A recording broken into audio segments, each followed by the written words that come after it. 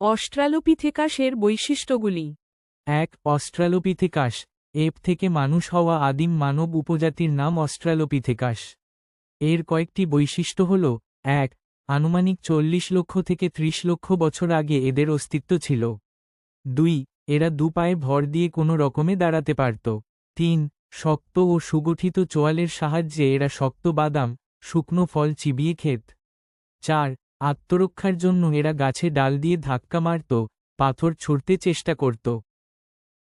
Homo হাবিলিসের বৈশিষ্ট্যগুলি হল: 2. Homo habilis. এরা দক্ষ মানুষ নামে পরিচিত ছিল।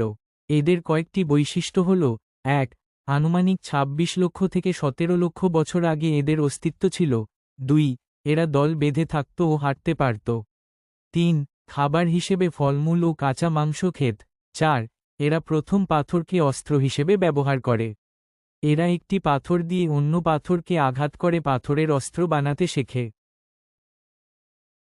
হোমো ইরেক্টাসের বৈশিষ্ট্যগুলি হল: 3. Homo erectus. এরাই ছিল প্রথম সোজা হয়ে দাঁড়াতে পারা মানুষ। এদের কয়েকটি বৈশিষ্ট্য হল: 1. আনুমানিক 20 লক্ষ থেকে 3,50,000 বছর আগে এদের অস্তিত্ব ছিল। 2. এরা দুপায়ে ভর দিয়ে সোজা হয়ে দাঁড়াতে পারত। 3. এরা দলবদ্ধভাবে গুহায় থাকত ও শিকার করত।